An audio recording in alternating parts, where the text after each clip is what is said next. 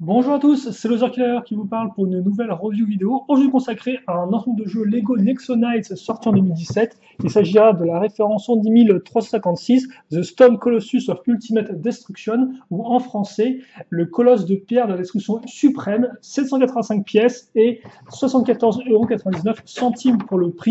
Un modèle donc qui devrait vous prendre à peu près 2 heures à construire, car en effet, comme vous pouvez le voir, aussi bien en termes de pièces qu'en termes de coût, il est assez massif. Voilà, donc un des deux plus gros modèles de la vague 2 2017 Nexo Knights et qui bien sûr vient avec son mode d'emploi tout aussi massif que vous pouvez le voir à ce niveau-là. Donc bien évidemment, le tout se construit en à peu près 260 étapes comme ceci. Après, eh bien, viennent tout ce qui est liste de pièces sur plusieurs pages.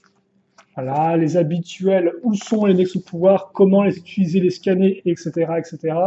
Les combinaisons à faire avec les super armures, les différents modèles en boîte de la vague 2 2017, justement, les différentes figurines, dans quel modèle les trouver, avec à chaque fois indiquer justement leur référence. Comme ça, vous saurez vraiment dans quelle référence trouver chacune des figurines qui pourraient éventuellement vous intéresser. Et enfin, donc, la gamme. Le modèle est composé de 6 figurines. La première étant eh bien, notre amie Macy. Donc Macy que voici, donc Macy Albert, hein, la fille héritière du trône, et aussi chevalier tout de même, pas oublier. Voilà. Donc Messi qui n'est pas unique à cette là, car en effet vous pouvez aussi la retrouver dans le Gestro Headquarters ainsi que dans le Macy's Bot Drop Dragon. Voilà, donc rien de nouveau à ce niveau-là.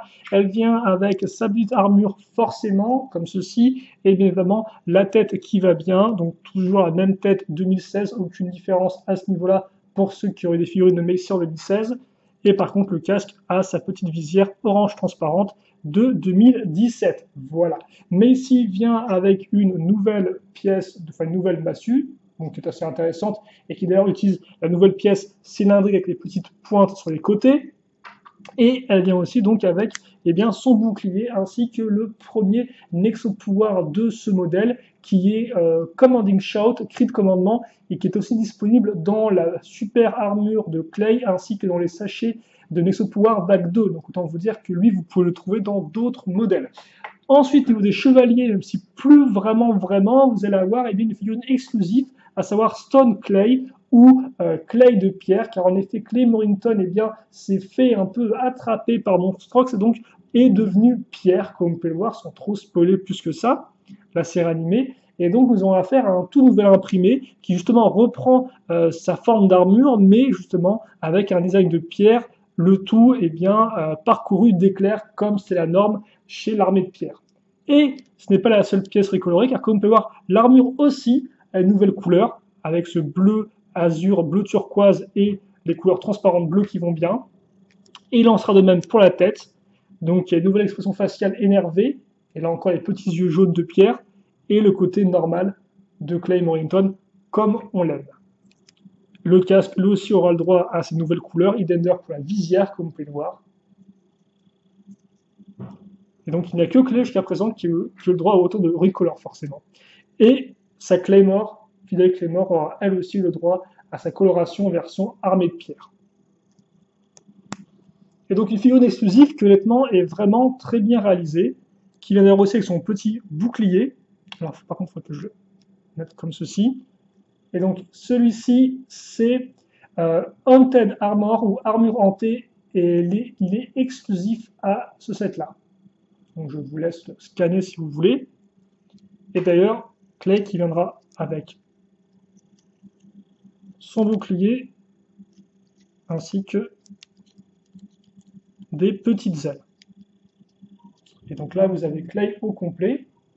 Toutefois, intéressant de noter que, eh bien, ces 3 pièces, l'épée et le bouclier qui sont une espèce de poignée bizarre, ainsi que les ailes, peuvent former un petit véhicule. Donc pour ce faire, on a qu'à faire ça comme ça, on raccroche les pièces en dessous et on met ça en fait grâce à la croche ici, comme ceci. Je pense que ça doit faire l'affaire. Et donc là, vous avez eh bien, justement un nouveau petit entre guillemets, véhicule pour Clay, c'est son aérobouclier, qui fait 7,5 de long, 6,5 de large et qui fait 2 de hauteur. C'est quand même plutôt rigolo parce que ce genre de combinaison avec arme, bouclier et aile, eh bien c'est un peu une première, je trouve, dans les Knights. Et donc après, forcément, dans ce mode-là, Clay doit se mettre comme ça pour pouvoir planer. Donc voilà, petit élément assez intéressant du set, l'aéro-bouclier de notre call version de pierre. Parce que forcément, pour se déplacer, maintenant qu'il est de pierre, il a besoin de petites aides de ce genre. On passe maintenant du côté des méchants avec qui d'autre, si ce n'est le plus grand des méchants, à savoir plus grand, pas vraiment, un peu contre son gré, c'est Gestro. Donc justement, Gestro, qui était déjà apparu dans le Gestro's Headquarters, donc qui nous revient dans ce set-là. Aucune différence donc par rapport à sa version Gestro's Headquarters, mais toujours cool de l'avoir. Et comme vous pouvez remarquer, forcément, il aura toujours ces deux expressions faciales, donc une normale et une vraiment possédée par la foudre, ce qui fait assez peur à voir. Donc c'était celle d'avant, bien évidemment, celle-ci c'est la version normale, même si elle pourra aussi en faire peur à certains d'entre vous. Et enfin, donc, l'arrière de son corps en termes d'imprimé, voilà, histoire de vous le montrer. Et là aussi, petite chose intéressante, c'est que cette fois-ci, Gestro vient avec le sceptre de Monstrox, qui, comme vous pouvez le voir, a une nouvelle coloration pour les boucliers de roche dorés, donc plutôt cool, et donc il vient aussi avec son pouvoir interdit, qui est Malicious Melting ou Mare de lave, déjà apparu auparavant dans le Lance versus Lightning ainsi que dans le Knighton Castle.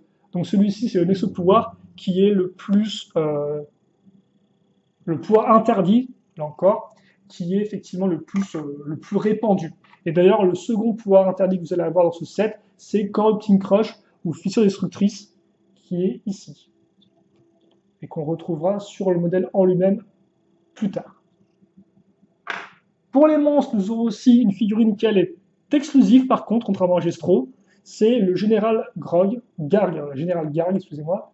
Donc en fait, une sorte de gargouille, mais entièrement de couleur noire, comme on peut le remarquer. Et donc de ce fait, vient avec une nouvelle coloration d'armure de monstres de roche en noir, ainsi que des ailes de gargouille en noir. Une tête pas très contente, comme on peut le remarquer. L'arrière n'est que l'arrière de sa tête, donc pas de second imprimé.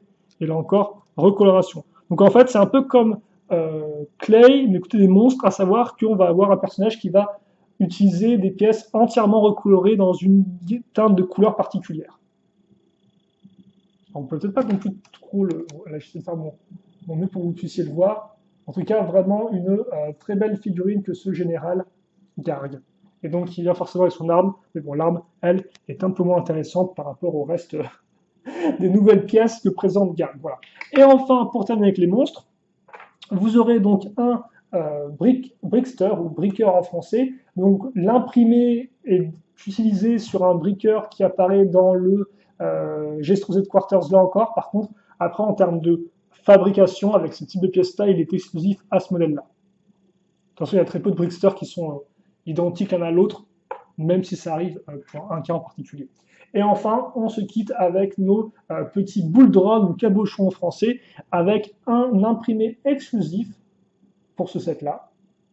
Donc celui-ci avec cette espèce de deux grosses dents qui ont l'air de lui ravager un peu la tête. Et enfin celui-ci qui était déjà trouvable dans les Ligoil. Voilà. Et donc maintenant, vous savez tout pour les figurines. Ça nous a pris quand même beaucoup de temps, mais comme vous avez pu le voir, deux figurines nouvelles et qui amènent beaucoup de choses en termes, beaucoup de nouveaux éléments. Donc je pense que c'est intéressant quand même de se poser dessus. Et en plus, maintenant, on n'aura plus grand-chose à montrer, car en effet, nous allons passer tout de suite au menu principal, à savoir à notre colosse de pierre, notre colosse de pierre de la destruction suprême, car comme vous pouvez le voir, il n'y aura rien d'autre dans ce set que celui-ci, pas de véhicule pour les chevaliers ou quoi que ce soit, à part l'aérobouclier qu'on vient de voir, donc autant que qu'on passe tout de suite au colosse, justement. Et donc, on va faire un peu un tour du bâtiment, même si c'est pas vraiment un bâtiment, mais vu la taille du personnage, je vous montre rapidement quand même par rapport à une figurine.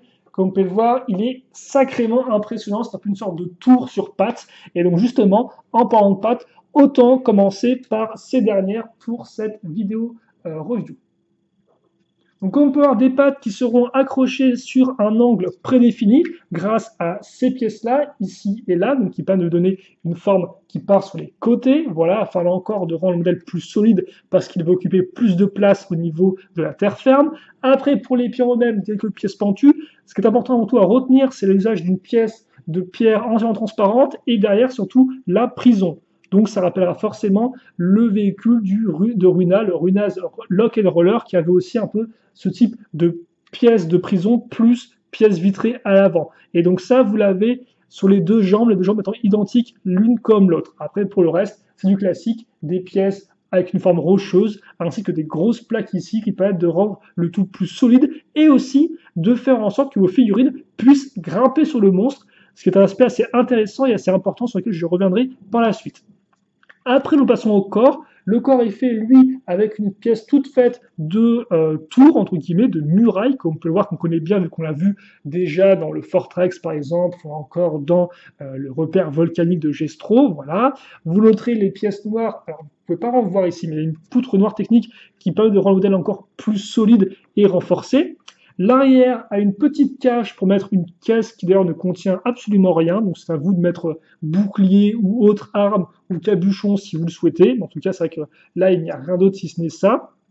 Et puis après, surtout, on va passer à la partie mécanisme du modèle au niveau de la bouche et au niveau des ailes. Donc comme vous pouvez le voir, la bouche est faite avec une pièce de rempart, donc là encore, ça contribue au côté un peu structure sur patte du modèle, et ça contribue son côté un peu plus imposant, donc même pièce qu'on avait déjà pu avoir dans le set des trois frères par exemple, et donc une bouche slash muraille, rempart, qui est reliée à ce point-là à l'arrière. Et donc comme par l'arrière lui-même est relié sur une sorte de grosse barre, qui est reliée à une pièce de roue, pas vraiment dentée, mais une roue tout de même, elle-même reliée à la pièce jaune. Et donc cela veut dire que vous allez prendre la poignée, donc c'est une poignée qui est ferme. Alors par contre, des fois, sur la taille de votre main, vous risquez de buter un peu contre le plastique, ce qui n'est pas spécialement agréable, je trouve. En tout cas, bref, la poignée qui vous permettra de manipuler au mieux le monstre, car encore, c'est un monstre qui a des ailes, donc forcément pour le faire voler, c'est intéressant d'avoir la poignée pour le faire justement voler facilement dans les airs.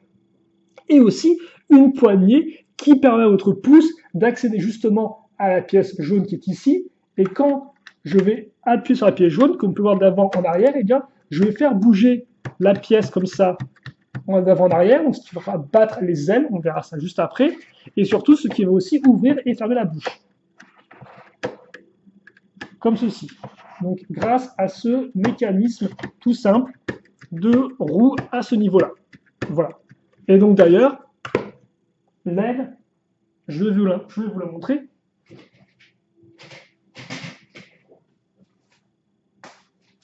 Voilà, donc elle est ici. Elle est faite avec une pièce de plastique transparent, comme vous pouvez le voir, et l'arrière est une sorte de châssis un peu vraiment très simple, d'armature, de squelette si vous préférez, vraiment très basique. Donc après, vous la raccrochez à ce niveau-là, et grâce au petit point, et donc là, vous avez les deux ailes. Ensuite, nous avons tout ce qui est la partie épaulette, à ce niveau-là, donc qui permettra de raccrocher, enfin épaulette-épaule, qui permettra de raccrocher le bras grâce à l'accroche ici. Là encore, vous retrouverez un peu ce côté un peu rempart avec les pièces qui vont vers le haut comme ceci, voilà. Et après, justement, nous avons le haut de la tête. Donc, fait avec différents... C'est vrai que ça tend un peu à se casser. Donc, avec le haut de la tête, fait avec des pièces comme ça. D'ailleurs, notez que les pièces un peu de sourcils sont sur bol jaune, ce qui fait que vous pouvez les bouger un peu, par exemple, pour changer un peu l'expression du visage si vous souhaitez. C'est pas vraiment fait pour, mais vous pouvez tout de même un peu bouger ça, je vais y arriver, comme vous voulez. Et enfin, la partie supérieure, une sorte de couronne pour notre colosse, c'est cette espèce de module, comme vous pouvez le voir, qui est composé de pas moins de 6 boucliers de monstres. Donc pour ceux qui en auraient peur en 2016, ça peut être l'occasion jamais. Et comme vous pouvez le voir, 2 pièces de Nexo-Pouvoir neutres de couleur violet transparent. Et donc justement, sur la dernière, on va mettre celui-ci. Et forcément, si vous avez les autres pouvoirs interdits, eh bien vous pourrez les mettre sur les boucliers. Car après tout, c'est à ça que servent les pouvoirs interdits, à réveiller ce colosse de la destruction suprême. Et voilà, on le case comme ceci, assez simplement. On va peut-être relever ça comme ça. Et donc après, il reste les bras justement que je n'ai pas mentionné. Les bras qui sont identiques. Alors, pas la main n'est pas identique, mais le bras en lui-même est identique. Et donc ça ressemble à ceci. Et comme vous pouvez le voir, on a un mécanisme, donc on a deux parties au bras. La partie avant, la partie supérieure, la partie inférieure. La partie inférieure étant reliée à la partie supérieure grâce à ces deux espèces de barres. Ces barres étant reliées à une roue dentée, ce qui fait que quand vous allez la pivoter, vous allez en fait faire un mouvement de balancier à ce niveau-là. Donc on va être un peu comme une sorte de grosse, pas une fronde, mais une sorte un peu de gros tronc d'arbre qui serait relié pour mettre des grands coups comme ça en avant, voilà. Histoire de bien rentrer dans les murs. Et donc au bout de ce bras-là, vous allez avoir une vraie main, donc qui est pivotable et qui a 4 doigts articulés. Donc pour prendre des figurines dans la main, si vous le souhaitez, vous pourrez le faire. Par contre, l'autre bras, le droit, celui-ci, comme vous pouvez le remarquer, a un lance-tenon. Je ne sais pas si vous pouvez bien remarquer, parce que pour ceux qui ne vous pas là. Voilà, comme ceci. Donc après, vous n'avez qu'à faire pivoter votre grosse pièce de roche afin de lancer les tenons. Là, je ne vais pas le faire, mais si vous le faites rapidement, forcément, vous avez un système un peu de mitrailleuse lourde, et donc c'est très efficace. Mais là, je ne vais pas non plus lancer tous les tenons dans tous les sens. Voilà, et donc après, en termes d'articulation, cela veut dire que, eh bien, vous avez une accroche donc crantée vers le haut, le bas et sur les côtés, pour les deux bras. Et d'ailleurs, comme par les deux ont bien ce mécanisme de balancier. Donc d'ailleurs, vous pouvez le faire en même temps sur les deux si vous souhaitez, comme ceci. Voilà. Et donc, notre monstre, notre colosse, est maintenant terminé. Alors, je vais vous le montrer. On va essayer de faire un temps de rendre assez propre. Là encore, le mettre en entier dans la caméra risque d'être un peu compliqué, mais je vais faire mon mieux pour que vous puissiez le voir.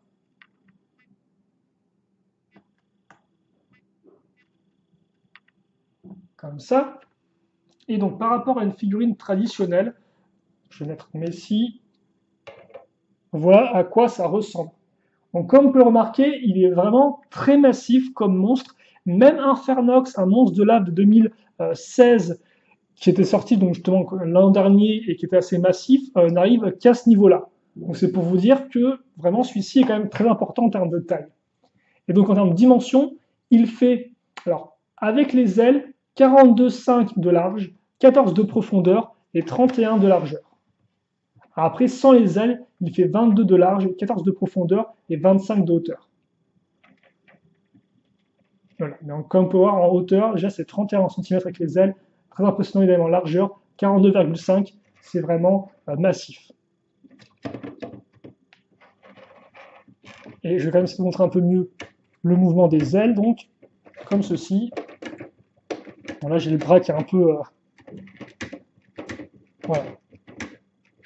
Voilà un peu à quoi ressemble son mécanisme premier. Et après, comme vous avez pu le voir, vous avez les prisons au niveau des jambes et vous avez les bras articulés et qui peuvent aussi faire office de grosses masses rentrantes, comme ceci, voilà. J'ai plus le terme pour ça. De bélier, voilà, de bélier. Voilà. Forme de bélier.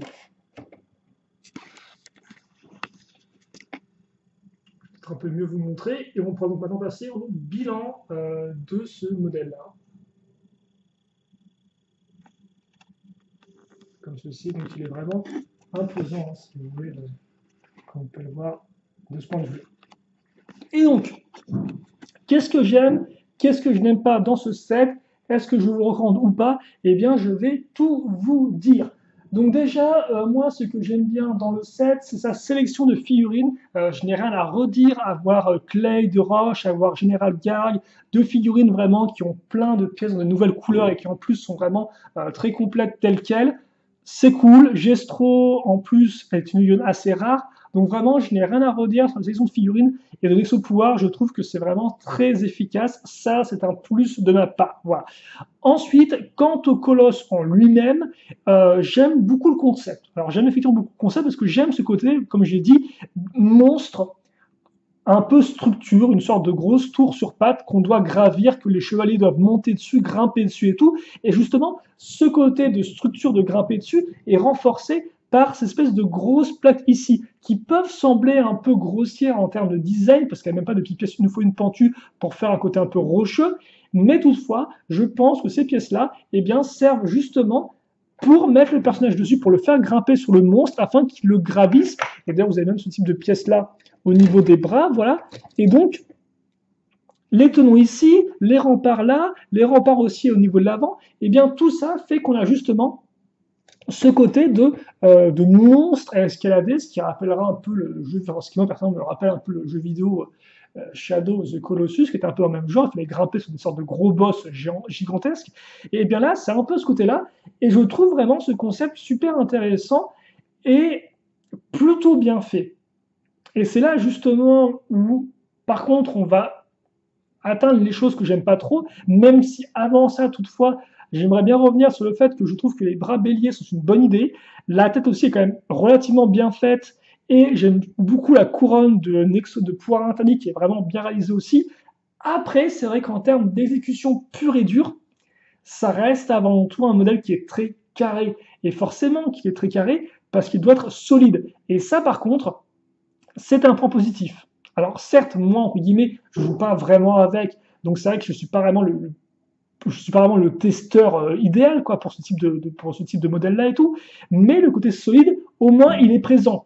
Les jambes sont faites un peu en un seul bloc, elles sont écartées, donc ça veut dire que le modèle tient bien. Les bras sont articulés, mais sont quand même résistants.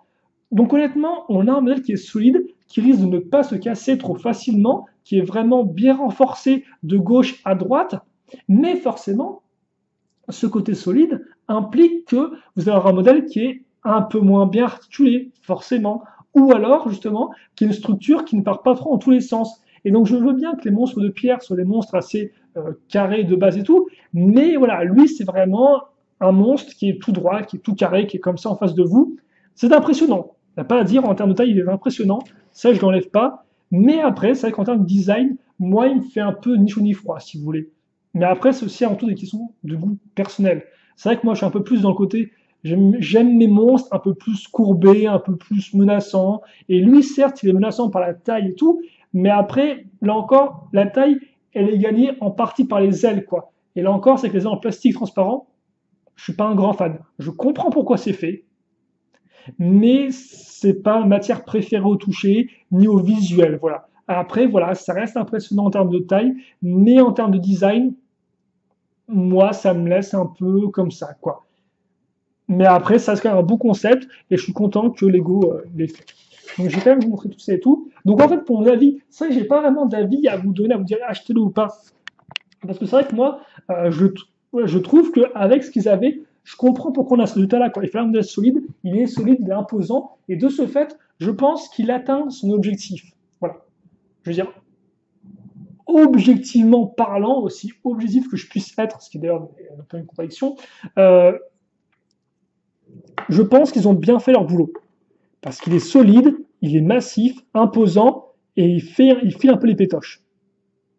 Mais après, d'un point de vue design, c'est pas le type de design qui, moi, m'inspire le plus. Parce que je trouve que je trouve ça un peu trop carré, un peu trop balai dans les fesses, si vous voulez. Mais à part ça, voilà.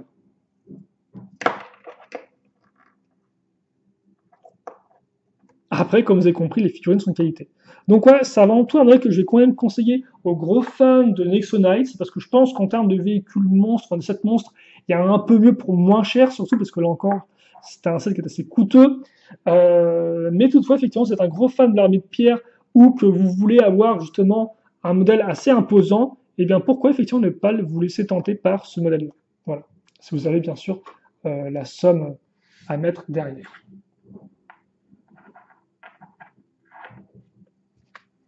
Donc voilà pour ma review de ce colosse, la discussion ultime.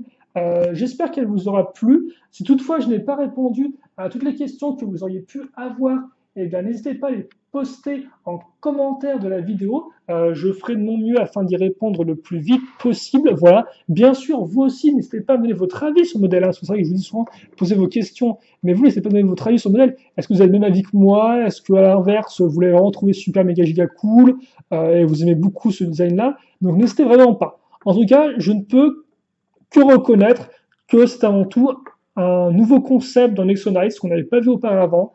Et donc, rien que pour ça déjà, ça en fait quand même un modèle assez intéressant et qui pourrait justement vous aussi vous intéresser. Voilà. Donc, questions, commentaires, allez-y. Et puis nous, on se retrouve très prochainement pour de nouvelles vidéos. En attendant, portez-vous bien, passez une bonne journée, une bonne soirée, une bonne tout ce que vous voulez. Et à la prochaine. Salut à tous et à toutes.